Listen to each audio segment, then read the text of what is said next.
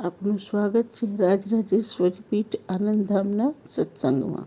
આપણી સાથે છે તો થોડોક પરિચય કરાવીશ. આપણી પાસે સક્રિય છે અને યુવા સમાજ આપણું જે હમણાં નવું જોઈએ આનંદધામ સેવા સમિતિના કહેવાય કે પ્રમુખ કે વડીલ કો અશોકભાઈ નાયક છે, એમનો દીકરો છે એની અંદર. પણ એમને મેં જણાવ્યું કે આજે તમે મંદિરે આવી જજો, આપણે આજે સત્સંગ કરવાનો છે. તો એમના પિતાજી જે આપણે બધા જ ઓળખીએ છીએ પ્રહલાદભાઈ, તો એ પ્રહલાદભાઈ અંબાજી જતા અને ત્યારે અંબાજીનો જે ગ્રુપ છે બધું સત્સંગનો અથવા તો બાના જે દીક્ષિતો છે એ બધાની સાથે કાર્યરત હતા એ સમયમાં. તો આ અશોકભાઈ નાયક આયુર્વેદિક ડોક્ટર છે અને આપણી પીઠો પર ઘણા બધાની નાની મોટી સેવાઓ કરે છે. આરોગ્યની દ્રષ્ટિએ ખૂબ આપણું ધ્યાન રાખે છે અમારા બધાનું. અને બાએ એમને ખાસ કરીને ધન્વંતરીની ઉપાસના કરાવી છે, 1500 સુધીની ઉપાસના કરાવી છે. અને આપણું જે બાલ મંદિર છે મીનાબા બાલ મંદિર, એની અંદર એ અમૃત બિંદુ એટલે પુષ્ય નક્ષત્રની અંદર બાળકોને સુવર્ણપ્રાશ નું જે પાન કરાવવાનું હોય છે, પ્રાશન કરાવવાનું હોય છે. પરમ પૂજ્ય માના ચરણોમાં સાષ્ટાંગ વંદન. અહોભાગ્ય છે કે મને આવા અલૌકિક સદગુરુ મળ્યા. 1989 મારી મંત્ર દીક્ષા થઈ. માએ પુત્રવત પાલન કર્યું, એ સ્થિતિને સંકલન કર્યું અને સંતુલન કરીને ખૂબ સરસ એવો બનાવ્યો કે આજે એક વક્તા તરીકે બોલવાનો, આપની સમક્ષ ઉપસ્થિત થવાનો લાહવો મળે. પૂજ્યમાં એમના જેવું વ્યક્તિ મેં આજ સુધી જોયું નથી, એવું વ્યક્તિત્વ જોયું નથી. અહીંયા આજે આપણે બેઠા છીએ શ્રાવણ મહિનામાં ગુરુજીનું ગુરુ ગીતા અને માનનીય શ્રી પ્રોફેસર જગદીશભાઈએ સરસ મહિમા શિવજીના મહિનામાં પણ ગુરુજીનો મહિમા આપણે સાંભળી રહ્યા છીએ. ત્યારે આજે મને અહોભાગ્ય મળ્યું છે કે ગુરુજી વિશે કંઈક કહેવાનું ચાન્સ મળે છે. હું જ્યારે ભુવનેશ્વરી વિદ્યાપીઠમાં વૈદ્ય તરીકે જતો હતો, અહીંયા પગે લાગવા આવ્યો, માની આદેશ લઈને બહાર જતો. માએ મને કહ્યું કે રાજેશ્વરી પીઠમાં જ તારે રહેવાનું છે અને અહીંયા જ સેવા કરવાની છે.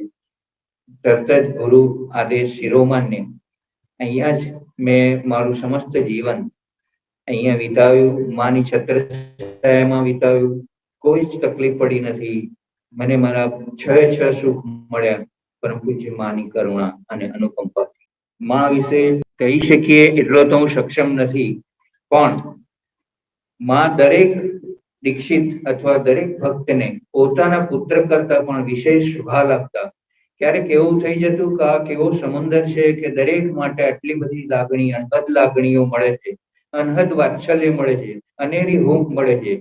માં, આ શક્તિનો પુંજ કેટલો ઊંડો હશે, ક્યાં સુધી હશે, કોઈ કલ્પના કરી શકાય નહીં. એટલી અનહદ લાગણીઓ મળી છે. જ્યારે જ્યારે મુશ્કેલીઓનો સામનો કરવાનો થયો, ત્યારે માં સાથે ને સાથે જ હોય.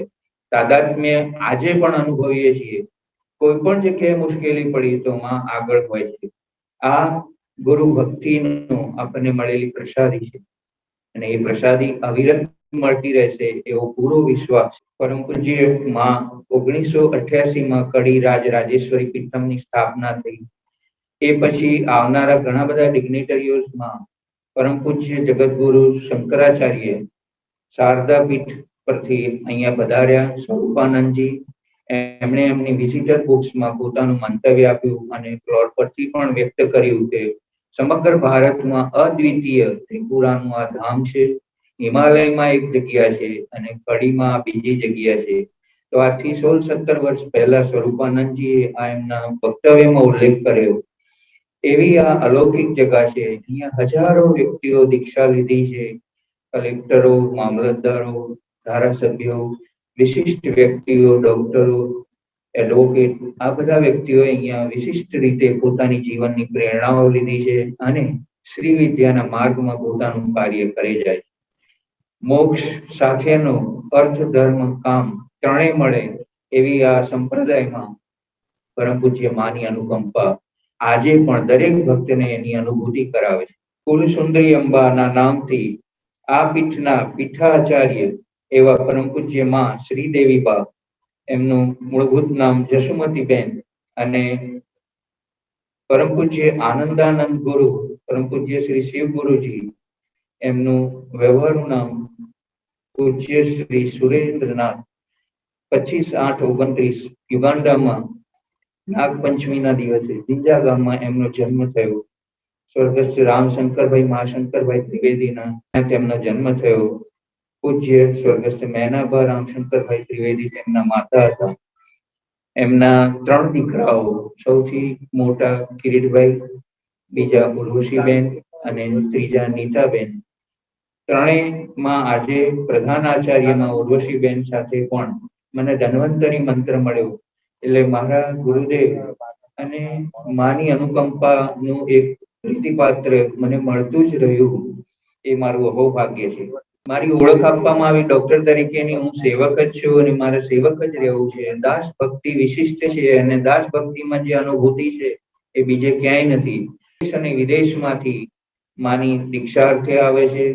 અહીંયા સતત પહેલા જ આગમનમાં દીક્ષા મળી જતી નથી. અવડાહક ચક્રથી માં એની અંતરાત્માને તપાસે છે અને પછી દીક્ષા મળે છે.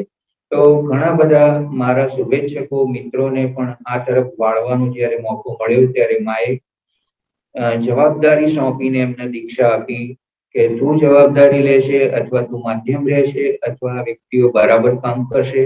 આવી રીતે આ પ્રસાદી એમ મળી જતી નથી, એટલી સહેલી નથી. માટે આ પ્રસાદી મેળવવા માટે આપણે પણ અગ્રેસર રહીએ અને જીવનનું પ્રેરણાઓનું એક સ્ત્રોત અનુભૂતિ કરતા રહીએ. આ એવી જગ્યા છે જ્યાં રાજરાજેશ્વરી પીઠમ તો છે જ, સાથે સાથે દ્વિમાસિક ચાલે છે શ્રીદેવીબા પ્રેરિત શ્રી ઉપાસના. એ દર 2 મહિને બહાર પડે છે અને બધા જ ભક્તો સાથે સંકલન રાખે છે. દેશ વિદેશમાં બેઠેલા વ્યક્તિઓને પણ માનું તાદ્રશ્ય થતું જ રહે છે. એવી આ વિશિષ્ટ ધાર્મિક, જેની અંદર આપણે કોઈ પણ જાહેરાત પણ લીધી નથી, માત્ર ધર્મની જ એમાં વાતો હોય છે, સત્સંગ હોય છે અને એ લોકો સાથે એના પરમાત્માને આત્મા સાથે જોડી રાખે છે. આજના ભૌતિક યુગમાં જેમ આપણે મોબાઈલને ચાર્જ કરવો પડે છે, એવી રીતે આપણો આત્મા એક મોબાઈલ માનીએ તો એને પરમાત્મા સાથે રોજ ચાર્જ કરવો જ જોઈએ. અને ચાર્જ એટલે જ પ્રાર્થના, અને પ્રાર્થના કરવાની માએ આપણને પ્રેરણાઓ આપી છે. અહર્નિશ પ્રાર્થના કરો, ખૂબ જ પ્રાર્થના કરો, ખૂબ જ જપ તપ અનુષ્ઠાન કરો, એવા કાયમ એમના શબ્દો હોય. ડરાવ્યા નથી કે મુશ્કેલીથી ક્યારેય ગભરાવ નહીં. મેં એવા પણ લોકોને જોયા છે કે જેણે જાહેરમાં ઘણી બધી ભૂલો કરી હશે, ઘણી બધી ખોટી કાર્યવાહીઓ કરી હશે, પણ માં પાસે આવે ત્યારે માં એના જેમ એક આવનારા આગંતુકના ઓવારણા લે, માએ ઓવારણા લીધા છે, એને પુત્રવત સ્નેહ આપ્યો છે અને એના દુઃખ પોતાના ઉપર લીધા છે. મેં એ પણ જોયું કે માએ લગભગ 2.5-3 વર્ષ સુધી પોતાના શરીર ઉપર ઘણા બધા કષ્ટોને સહન કરીને પણ અડગ ભક્તિથી પ્રેરણાઓ આપી કે આ બધા કષ્ટો આવે તો ક્યારેય ડરવું નહીં, ક્યારેય આરામની જરૂર નથી. એ સમયમાં પણ એમનો રોજની શીક્રમ જે હતો એ મુજબ જ ચાલુ રહ્યો. તો આવા એક પોતાનું ઉદાહરણ આપીને ભક્તિ માર્ગમાં આપણને દેદીપ્યમાન બનાવે એવા સદગુરુની પ્રાપ્તિ થઈ, એ જ અહોભાગ્ય છે. દેવશંકર દાદા એમના પરમ ગુરુ હતા. અનંતાનંદનાથજી એમનું નામ, મૂળ વતન એમનું પાંસર અને સાણંદમાં સ્થાયી હતા. એમણે એમના વક્તવ્યમાં કહ્યું હતું કે શિષ્ય એવો હોય જે ગુરુજીનું પણ નામ ઉજ્જવળ કરે. આ શબ્દો બહુ અઘરા છે, કોઈ પણ વ્યક્તિને આ શબ્દ બોલવો અઘરો હોય છે, પણ એમણે ખૂબ જ ખુશ થઈને ઉદાર ભાવે, વાત્સલ્ય ભાવે શ્રીદેવીબાની મુક્ત કંઠે પ્રશંસા કરી કે આ મારું એવો શિષ્ય છે કે એમણે મારું નામ ઉજ્જવળ કર્યું, મને ઘણા લોકો સાથે મેળાપ કરી આપ્યો. તો આવી ભક્તિની માએ પ્રેરણાઓ આપી છે અને આપણને પણ અંતરાત્મામાં એવું થાય કે આપણે પણ એવા શિષ્ય બનવા માટે અથાગ પ્રયત્નો કરતા રહીએ, કર્તવ્યનિષ્ઠ રહીએ. એટલે મારું વક્તવ્ય પૂરું કરું તો અહીંયાથી મેનાબા બાલ મંદિર સ્મૃતિ સંસ્કાર કેન્દ્ર ચાલે છે, આનંદ ગ્રંથાલય ચાલે છે, અન્ન અને ઔષધ સહાય ચાલે છે, અને મને અહીંયા આપની સાથે મારા વિચારો શેર કરવાની તક આપી તો સદગુરુદેવનો આભારી છું. આપ સર્વે મને શાંતિથી સાંભળ્યું, આપનો આભારી છું. જય અંબે, જય ગુરુદેવ.